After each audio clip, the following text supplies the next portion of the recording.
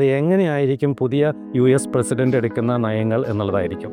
അദ്ദേഹത്തിൻ്റെ trade policy എങ്ങനെയായിരിക്കും, അത് എങ്ങനെയായിരിക്കും US ഡോളറിനെ ബാധിക്കുക എന്നുള്ളതിലായിരിക്കും ഏറ്റവും പ്രധാനമായിട്ട് സ്വർണ്ണവിലകൾ പെർഫോം ചെയ്യാനുള്ള സാധ്യത. ഒരുപക്ഷെ ഡോളർ വീണ്ടും ശക്തി പ്രാപിക്കുകയാണെങ്കിൽ അത് ഗോൾഡിന് നെഗറ്റീവായിട്ടായിരിക്കും വരുന്നത്.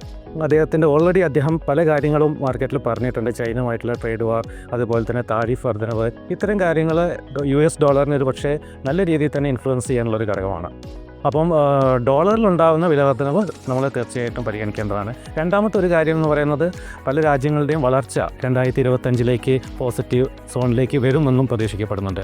പ്രത്യേകിച്ച് ചൈന പോലുള്ള രാജ്യങ്ങൾ വളരെ വൻതോതിൽ പണം മാർക്കറ്റിലേക്ക് ഇറക്കിയിട്ടുണ്ട്. ഇതെല്ലാം അടുത്ത വർഷം അവരുടെ എക്കണോമിയിൽ പ്രതിഫലിക്കുകയാണെങ്കിൽ നല്ലൊരു വളർച്ചാ തോത് വരികയും സ്വർണ്ണത്തിൽ നിന്ന് നിക്ഷേപർ മാറി ഒരു പക്ഷേ ചൂട് റിസ്കി ആയിട്ടുള്ള ആസ്തികളിലേക്ക് പോകാനുള്ള സാധ്യതകളുണ്ട്.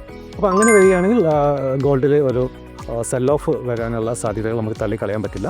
പക്ഷേ എങ്കിൽ തന്നെയും വളരെ ശക്തമായ രീതിയിലുള്ള സെൽ ഓഫിനുള്ള സാധ്യതകൾ തുല കുറവാണ്. ഗ്രാജുവലി ചെറിയ ഒരു ഡിക്ലൈൻ ടെൻഡൻസിയിലേക്ക് വന്നാലും നമുക്ക് അത്ഭുതപ്പെടാനില്ല. കഴിഞ്ഞ 2 വർഷമായിട്ട് കണ്ടിരുന്ന ആ ഒരു ബുള്ളിഷ് മൂവ് മാർക്കറ്റിൽ നിന്ന് ചെറിയ രീതിയിൽ മാറിക്കൊണ്ടിരിക്കുന്നുണ്ട്. അതാണ് യാഥാർത്ഥ്യം.